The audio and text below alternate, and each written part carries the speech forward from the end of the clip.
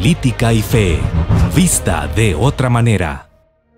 El discurso del presidente Nayib Bukele, como siempre, no dejó indiferente a nadie, ni a los que simpatizamos con él en sus políticas, ni a aquellos que se dicen ser oposición. El presidente comenzó diciendo que nos hemos convertido en un referente para muchos países, y en ese sentido tiene toda la razón. Hoy somos un referente de superación. Somos el país más seguro de Latinoamérica. Personas de todas partes del mundo han venido al país y lo han constatado. Y el que no ha venido, lo invitamos a venir y a constatarlo. El país entero es reconocido por personas de todas las naciones. Reconocen nuestro potencial. El modelo de gobernabilidad y su modelo de seguridad es digno de estudio para universidades, para analistas y sobre todo para ciudadanos que en su día a día desean tener al presidente Bukele como su presidente. Vámonos a El Salvador. El Salvador tiene un nuevo presidente millennial, tiene 41 años apenas. Pues mira, ahí se da el caso opuesto. En ese país venían de unos gobiernos fracasados, de tendencias más bien hacia dejemos que todo pase y no hagamos nada. Y finalmente tenemos un líder político que tiene mucho dinero, no depende del dinero del Estado. Exacto. Es una persona que tiene una visión del país muy distinta. Políticos en diferentes partes del mundo, y más en una Latinoamérica necesitada de líderes que realmente defiendan sus derechos humanos, y con esto no me refiero a los desechos humanos. En la fórmula de los derechos humanos de Nayib Bukele es simple: eres terrorista, cárcel; eres asesino, cárcel; eres ladrón, cárcel. En resumen, si tú eres un ciudadano de bien, trabajador, honrado, no tienes que tener miedo. De hecho, en ningún país del mundo, sea el que sea, los delitos siempre serán condenables. Lo que pasa es que en El Salvador la diferencia es que los terroristas eran financiados por los gobiernos para siempre tener al pueblo en la zozobra y en la psicosis social, porque en río revuelto, ganancia de políticos corruptos. En cambio, los desechos humanos siempre velan por el respeto de los terroristas y asesinos, mientras que el pueblo inocente muere. Su respuesta siempre es la misma: los países tienen que respetar la integridad de todos sus habitantes. Algo así como AMLO en México, que a los asesinos los van a cambiar con su política de abrazos.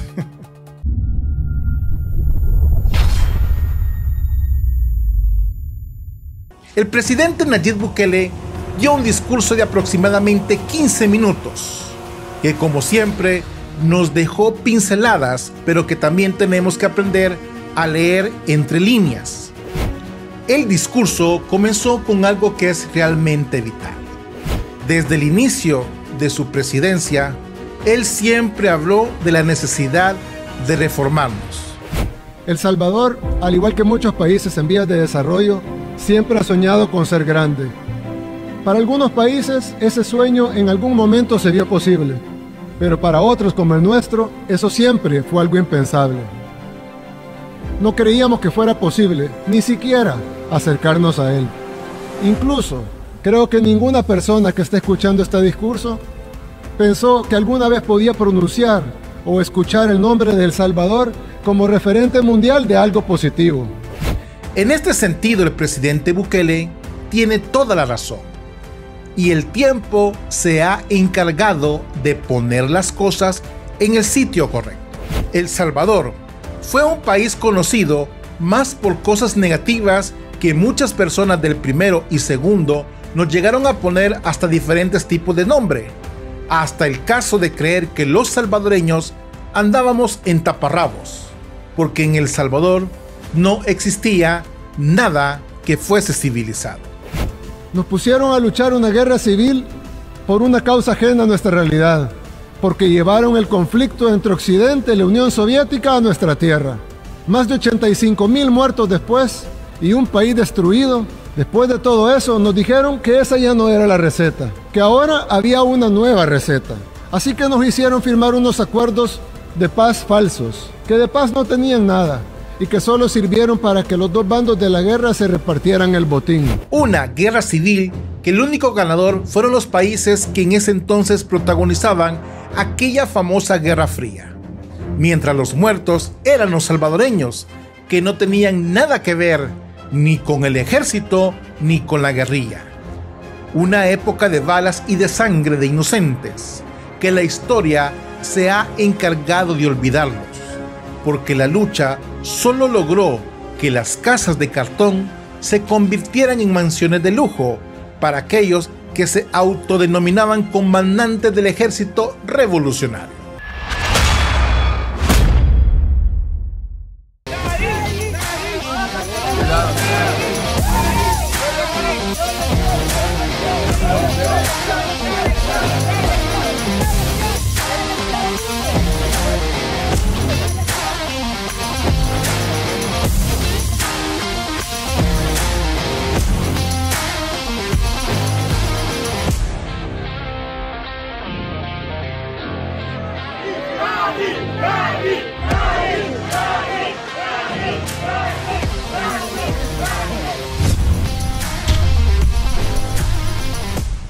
Esto, en términos de redes sociales, sería así como el influencer de todos los presidentes del mundo, pero que también tiene detractores como en todo.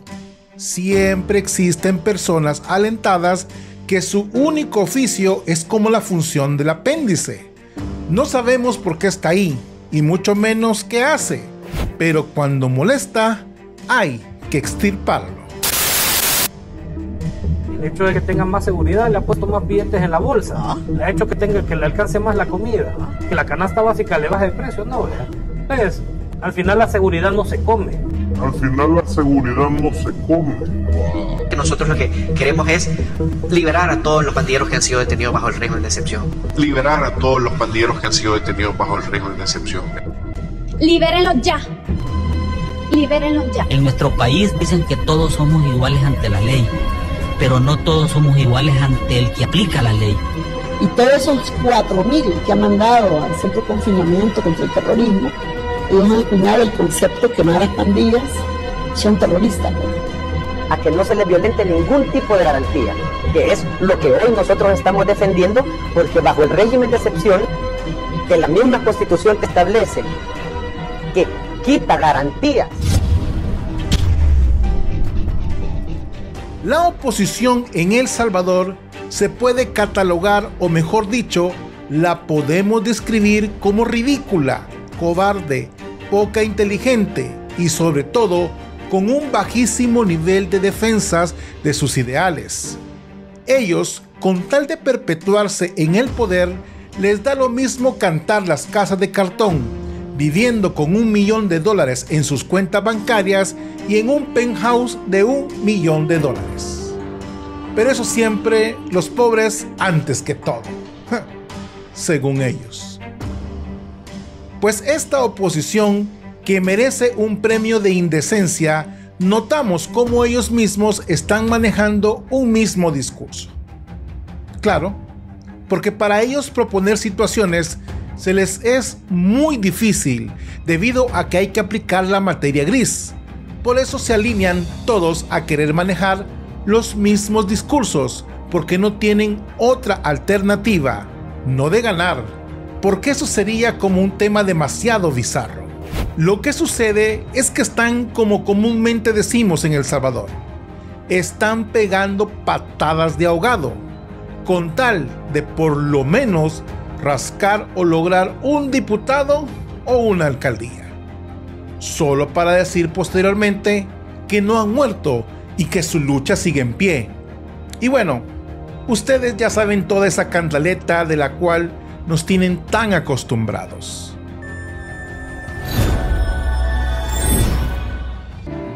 Preferimos que no nos ayude el gobierno ni tampoco la asamblea en la reparación de nuestros templos o en la decoración de los templos. los fondos del pueblo se ocupen para embellecer nuestros templos. No nos parece justo cuando hay tanta necesidad.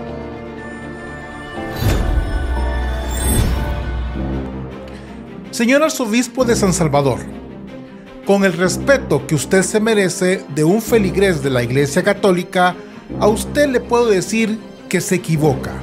Y no quiero detallar dónde están todos los errores de sus declaraciones, y si estas son de opinión personal o fueron consensuadas, no lo sé. Al fin y al cabo, es o no es su opinión.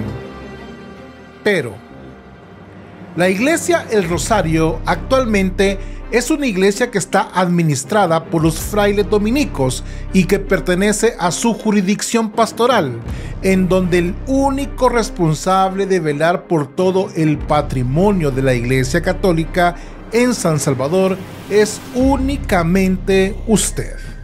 La Iglesia Católica como tal y usted como máximo responsable de cuidar y velar por el funcionamiento pastoral y cuidar a los sacerdotes también, es el responsable de toda la parte estructural y física de la iglesia. Las propiedades de la Iglesia Católica, y aunque los dominicos sean los administradores de la iglesia, usted perfectamente sabe que cuando hay que hacer algún tipo de reparación u obras en los templos de San Salvador, pasan por sus manos para su debida aprobación. Entonces, señor obispo, ¿nos está mintiendo o nos está tratando de tontos? Cuando un proyecto de remodelación o de construcción se va a realizar dentro de algún templo católico en el Gran San Salvador, usted perfectamente conoce y aprueba si se realizan o no se realizan. Este proyecto de la remodelación de la iglesia El Rosario no fue algo que llegó a su escritorio el día de ayer o la semana pasada. Esto es algo que usted conocía de sobremanera y es aquí donde usted se equivoca, señor obispo. Los católicos formados nacimos de noche, pero no anoche. Y esta es la parte que en lo personal me molesta. ¿Cuál es el motivo? Que el día domingo dio unas declaraciones que tampoco supo matizar, tomando en cuenta que menciona que la iglesia no necesita ayuda y mucho menos del erario público. Pues señor arzobispo Escobar Alas, cuando el cardenal Rosa Chávez recibía por parte del gobierno del FMLN, y no dicho por mí, sino dicho por los mismos dirigentes del FMLN, que recibía un estipendio mensual de $10,000 mensuales. ¿De dónde cree usted que salía ese dinero? Pues me imagino que sí lo sabe, o no lo quiere saber, pero de todas maneras se lo diré. ¿Ese dinero salía de la bolsa de los diputados del FMLN? No, señor obispo, ese dinero salía del erario público y ahí nunca escuché ningún tipo de pronunciamiento al respecto, de parte vuestra, su excelencia. En este video, te prometo, no tendrá ningún desperdicio, porque revelaré varias cosas que son contradictorias dentro de la burocracia eclesiástica y no de la Iglesia Católica, que me duele por ser parte de la Iglesia. Y sí, me duele mucho. Pero tengo que ser consecuente y justo conmigo mismo, y hay que decirlo, nos guste o no nos guste.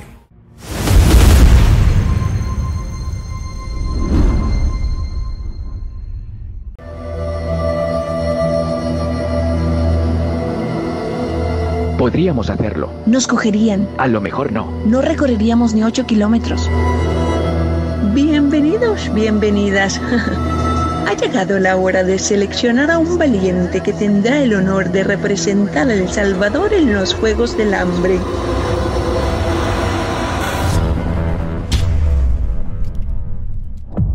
Hemos comenzado de manera oficial los Juegos del Hambre de la política salvadoreña.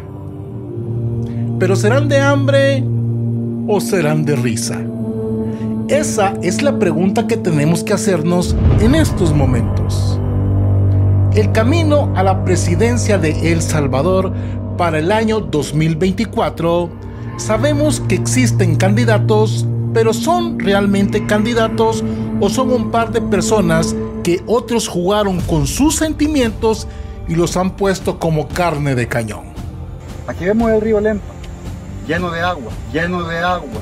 Aquí vemos esta obra, una obra de los gobiernos del FMLN. Hablar del camino a la presidencia de El Salvador es sumamente sencillo, porque uno de los candidatos es el hombre que ha logrado no solo vencer al bipartidismo, también ha logrado lo que ninguno de los dos partidos asesinos nunca lograron: conseguir la tan anhelada seguridad para un pueblo salvadoreño de 100,000 muertos en la guerra y más de 120,000 por las pandillas. Es el candidato más popular del mundo, aclamado por muchos latinoamericanos para que gobierne su país. Su modelo de gobierno es estudiado en universidades de todo el mundo. Es el influencer de los presidentes y ha sido la persona que ha levantado el nombre de El Salvador en todos los niveles. Su competencia es una serie de payasos que para lo único que servirán estos meses es para tener una comparación y recordarnos de lo mal que estábamos con el FMLN y Arena. Vamos a ver cómo lo sacamos, porque lo vamos a sacar. En este video hablaremos de los principales candidatos, y digo principales porque los demás solo sabemos que existen para ocupar un espacio en la papeleta electoral. Quédate y analicemos a cada uno de ellos y sacaremos una conclusión que nos llevará a preguntarnos si Nayib Bukele tiene o no rival. Tu respuesta las puedes poner en los comentarios.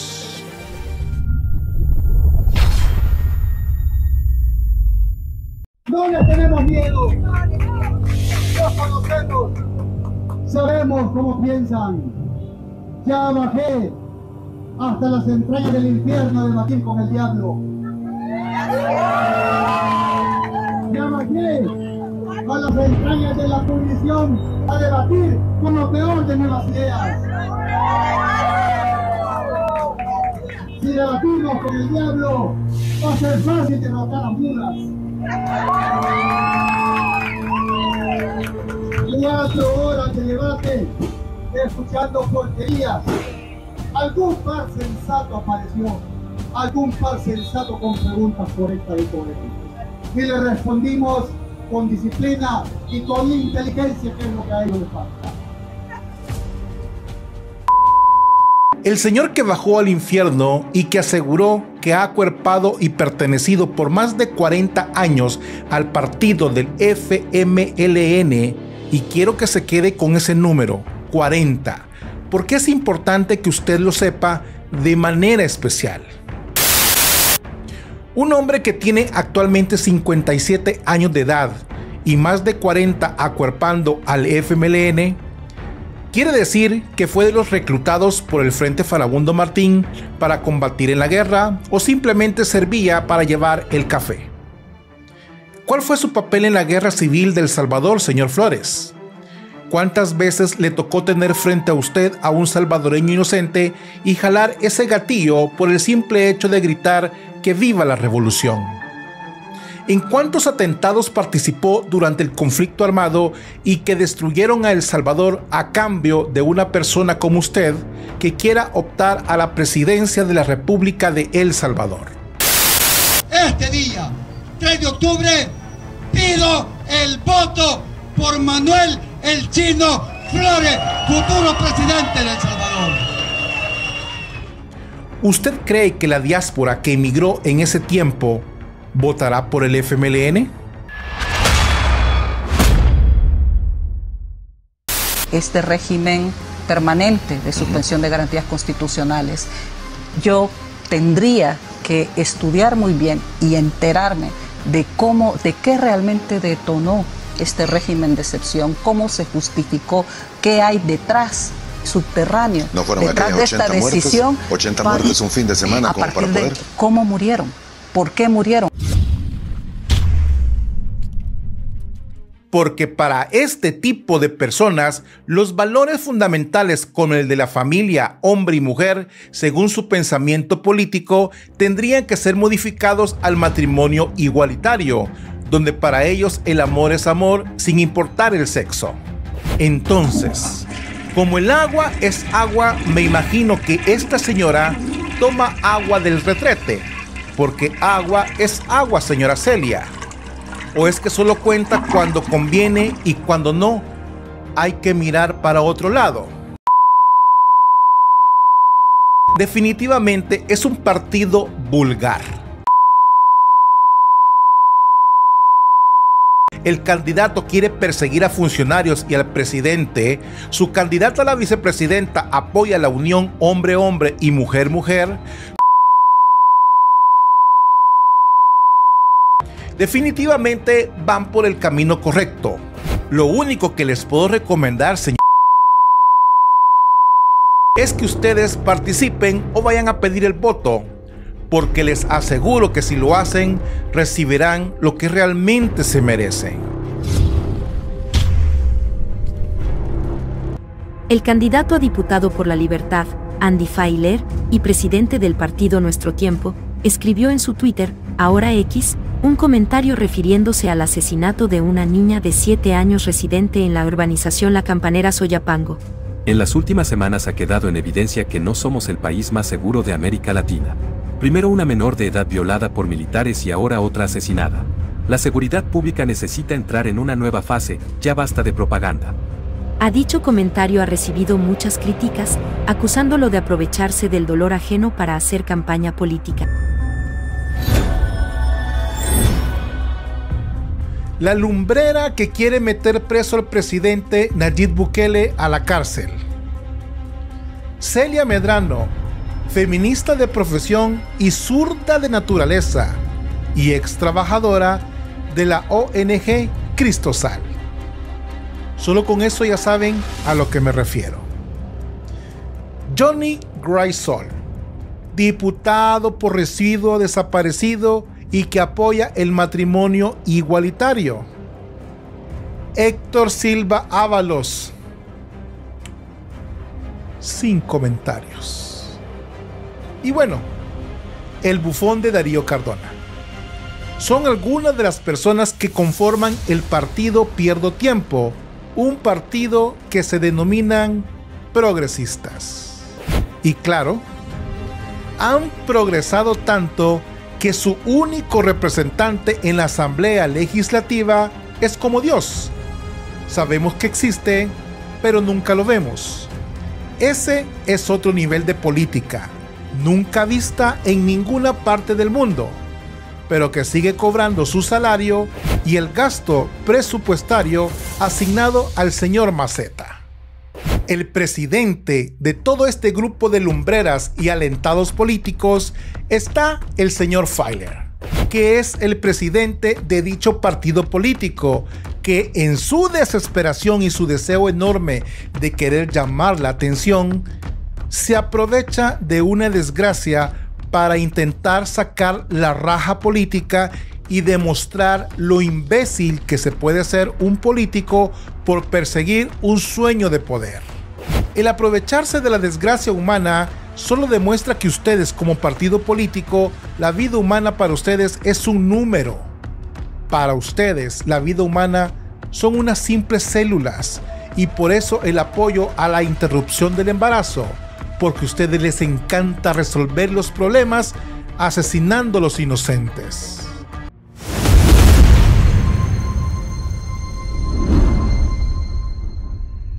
Las palabras tuyas son tontas. Yo también soy nicaragüense por nacionalidad. Me nacionalicé mucho honor. Soy sandinista, soy farabundista, claro que sí. Y voy a cualquier rato, hermano, no tengo ningún tipo de persecución. Fui alcalde 9 años, fui diputado 9 años y aquí sigo, en pie de lucha. Algún día nos vamos a ver en la calle, nos tomamos un café y platicamos. Más tranquilo. Y te voy a traer totopotes de Chinameca y te voy a traer rosquillas de Nicaragua. De allá te voy a traer de Somoto, son las mejores. Y un par de nacatamales también para que los pruebes. Me imagino que vos ya fuiste a Nicaragua y conoces. ¿verdad? Muchos hablan de Nicaragua y allá van a pasar sus vacaciones a veces, ¿ya? Cada mañana en el frente sandinista y seguimos de frente con el frente, arrancando la raíz de la cizaña. El señor palestino, judío, chino, nicaragüense, nacido en El Salvador, mejor conocido como Manuel el Chino Flores, candidato a la presidencia por el Frente Farabundo Martín para la Liberación Nacional, el FMLN. Hace gala de sus mejores ropajes estratégicos de marketing y comunicación política. Una sola palabra cabe en toda esa pesadilla que gracias a nuestro Señor solo tarda un par de minutos.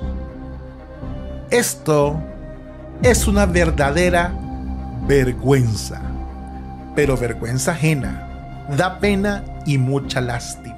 Es verdaderamente increíble que existan candidatos como este en pleno siglo XXI. ¿Qué más puedo decir? Contra toda lógica, la nuestra y la de aquellos que pregonan un nuevo mundo multipolar, este representante al máximo nivel del partido zurdo desarrolla una narrativa propia de los años 80. Lo más extraño de este tipo de aspirantes a la máxima silla del Ejecutivo es que de verdad están convencidos que representan al auténtico pueblo salvadoreño. Estos del FMLN no han aprendido absolutamente nada de comunicación política, pese a que los últimos 4 años desde casa presidencial, un equipo de alto nivel táctico les ha dado cátedra que se estudia en universidades alrededor del mundo, como lo es el fenómeno de Nayib Bukele. Con este tipo de adversarios, la victoria está servida, sin lugar a dudas. De continuar así, el camino para la reelección está garantizada. Este maestro del arte de la persuasión llamado Nayib Bukele deberá rivalizar con este enano, vulgar, desviado totalmente de lo que en el planeta entero vive en nuestro tiempo. Porque es lo último. ¿Qué te parece lo que aconteció en Nicaragua con la Universidad Centroamericana? ¿Qué ha pasado ahí? Y lo que hizo, no te creo que no sepas. No he leído qué ha pasado. El señor Ortega mandó a cerrar y los está acusando de traidores, de conspiradores. Ojalá resuelvan ese problema. Un centro de estudio. Ojalá resuelvan ese conflicto ahí. ¿Y por qué no querés opinar del tema? ¿Y por qué voy a opinar yo sobre eso? Acusa a Bukele de ser un presidente autoritario en una nación donde la libertad de expresión es un hecho. Él es una muestra más que obvia de ello y defiende a Ortega, que ha metido preso a cuanto ser humano se le ponga enfrente, de cualquier escala social, haya opinado en contra suya. Cosas veráis, Sancho amigo. ¿En qué quedamos? ¿Está en contra de la dictadura contra la que usted dice que luchó? ¿O simplemente está en contra de que el gobierno no le agrada porque cortó y terminó con todo aquel andamiaje de corrupción que usted y la alta dirigencia del FMLN habían tejido dentro de su partido? El Salvador no necesita un bufón que dice que tiene buenas relaciones con China. Requiere de un líder para conducir procesos, aglutinar y persuadir y sobre todo dirigir. Todo aquello que Mauricio Funes y Salvador Sánchez Serén no pudieron hacer. El presidente Nayib Bukele hace a la perfección todo esto. El FMLN no solo tiene un buen candidato, no tiene lo que se requiere para gobernar, un equipo de trabajo. Ya lo demostró no una, sino 2 veces, que son unos totales incapaces.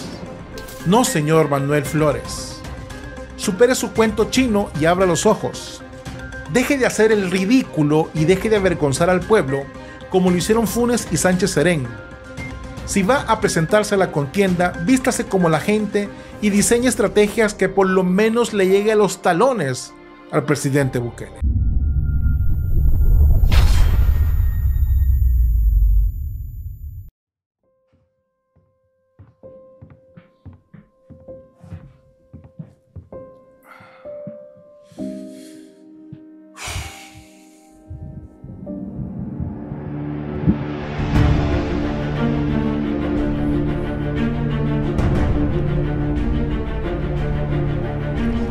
Nací en El Salvador en la época de los años 80, en medio de un toque de queda que restringía la libre movilidad de una guerra civil,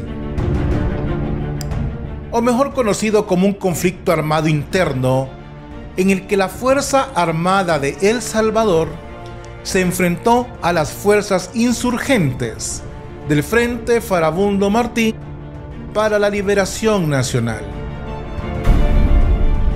Dicen que la historia solo puede ser juzgada en el momento que suceden las cosas. Pero ¿qué diferencia existe en un FMLN actual al del pasado, cuando siguen hablando de insurrección y de tomar las armas como en la época de los 80? Ni se te ocurra, porque si llegamos a tener nosotros una situación donde se nos agreda físicamente o se nos quiera montar emboscadas, vamos a responder con la misma proporcionalidad. Vamos a responder con la misma proporcionalidad. ¿Cuál diferencia existe ahora?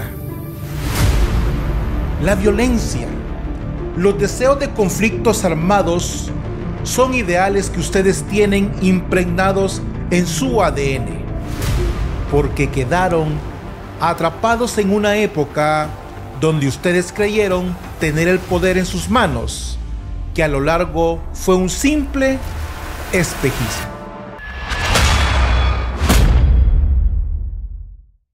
En redes sociales circula un video de una mujer exigiendo al presidente la liberación de su hija.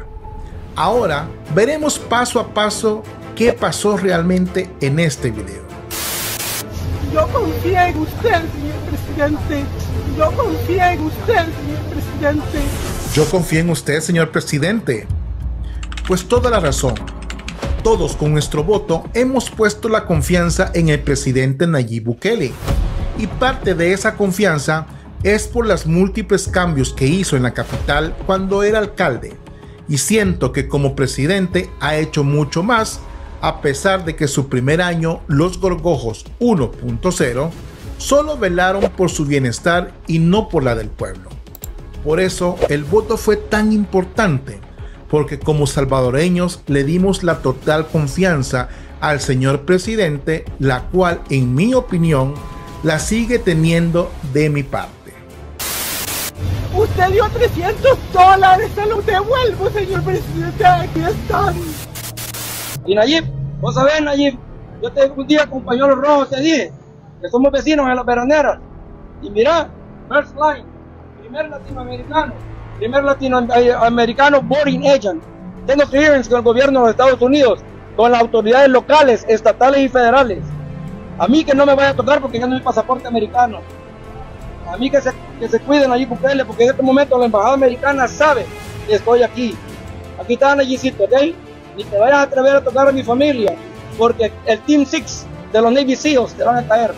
Esto se acabó, Nayib, se acabó. ¿Puede un ciudadano estadounidense llegar a amenazar al presidente Nayib Bukele en su propio país?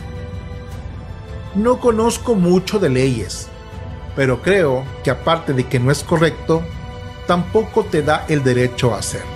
Pero de algo sí estoy seguro. Si alguien de otro país hace lo mismo en los Estados Unidos, todos sabemos cómo acabaría. ¿Y ustedes qué piensan de todo esto? Y aquí lanzo un mensaje para la mamá con lágrimas de cocodrilo. Señora, si usted fue manipulada por los Gorgojos 2.0, dígalo. ¿Cuánto le dieron? Y si es así, devuélvales el dinero a ellos, que por unos cuantos pesos no vale vender su dignidad. Le aseguro que si habla con la verdad, recibirá más de lo que perdió. El FMLN decide participar en todos los eventos políticos electorales. La historia de El Salvador está profundamente entrelazada con la historia del FMLN. Sin embargo, la historia de El Salvador no puede ni debe ser la misma historia del FMLN, sobre todo porque la historia del FMLN es una página negra en la historia de El Salvador. Una página de mentiras, engaños, farsa, fantasía, robo y sobre todo incapacidad. Esa es la verdad. Ese es el triste cuento que muchos creyeron y que una minoría, pero muy minoría, un porcentaje minúsculo de ciegos y sordos aún cree en ellos. Triste destino para ellos y ellas. Triste porque estas tierras merecen algo mucho mejor que comandantes con sus manos llenas de sangre y sus bocas repletas de fraude. Traidores, pícaros, embusteros. No existen suficientes epítetos negativos con los cuales describir a esas criaturas que arrastraron a la nación a un retroceso de décadas mientras un mundo entero avanzaba. Arrastraron al país a un baño de sangre y a la muerte a miles que ellos y ellas creyeron. Si pudiesen verlos ahora, si todos aquellos que pusieron su pecho al grito sagrado de libertad dejaron sus vidas en las trincheras, ¿qué decirles? ¿Cómo reclamarles? Miles, pero miles sin padres, sin madres, sin dinero, con sus vidas deshechas por una fábula que al final resultó en una película de horror. Ese, lo que ustedes me ven, es el FMLN.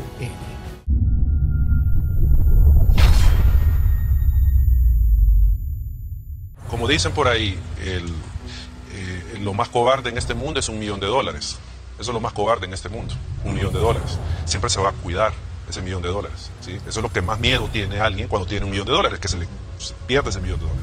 Y en esa medida, y esto es entendible, aquellos que han estado apoyando a los partidos políticos tradicionales con las finanzas, con sus aportes, probablemente ahora saben que estos partidos no tienen poder político, no tienen, digamos, como de alguna manera no tienen poder para afectar o beneficiar sus intereses, los intereses económicos. Porque aquí, digámoslo así claro, y no estoy diciendo que esto sea ilegal, pero una empresa que financia a un partido, un candidato, lo está haciendo porque no necesariamente es una vocación democrática, ¿sí? Hay algún interés de por medio. Y no estoy diciendo que esto sea ilegal, el interés que pueda tener una empresa. ¿Ya? Desde el interés de que no me aprueben esta ley porque me va a afectar o que la aprueben porque me va a beneficiar. ¿Ya? Sí, exacto. Entonces, el punto es, ¿estos partidos tienen poder para eso? ¿Para aprobar una ley? ¿Para proteger mis intereses? ¿Para potenciar mis intereses? Obviamente que no lo tienen.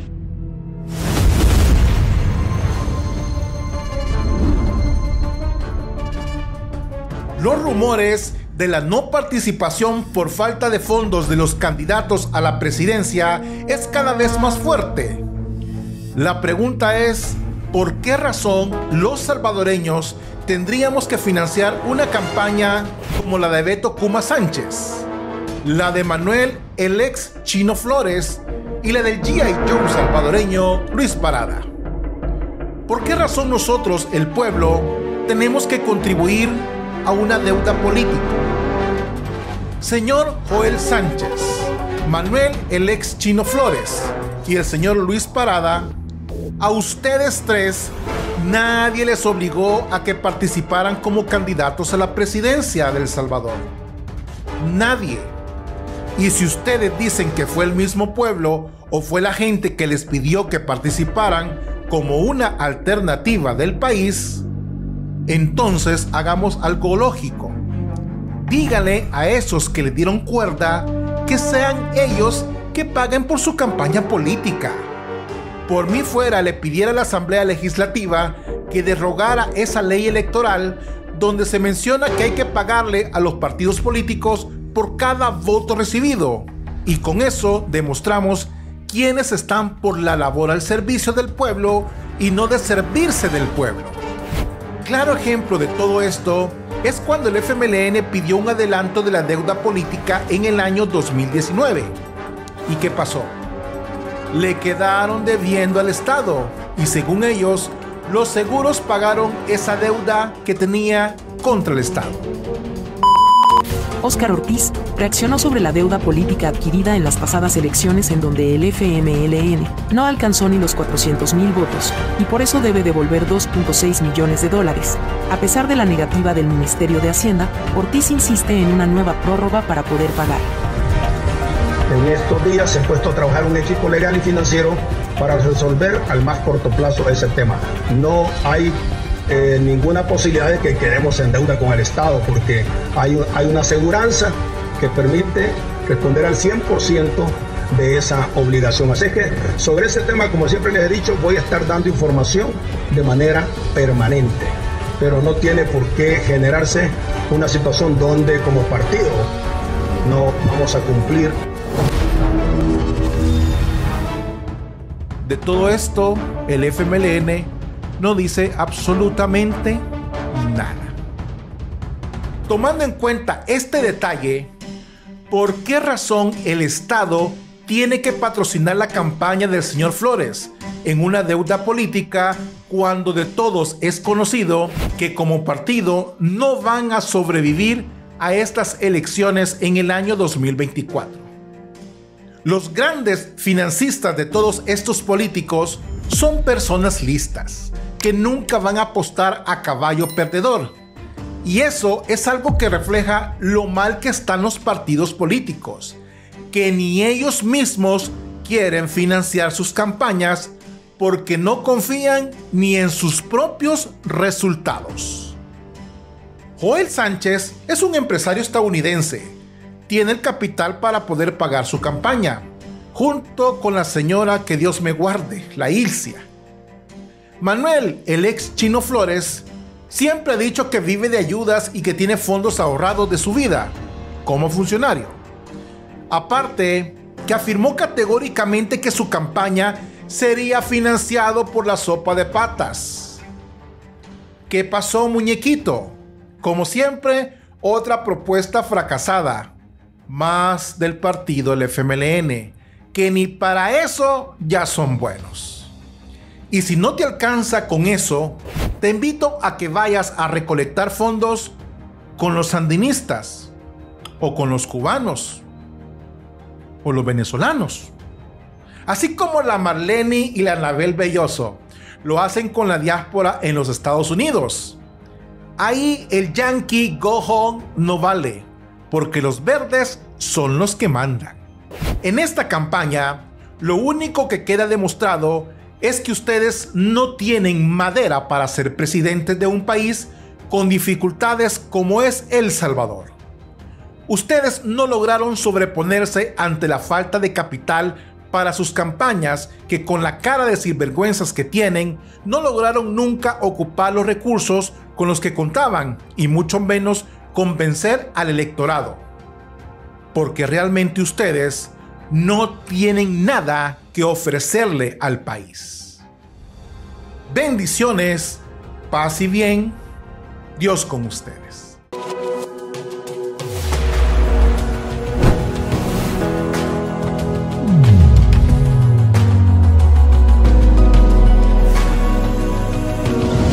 Política y fe, vista de otra manera.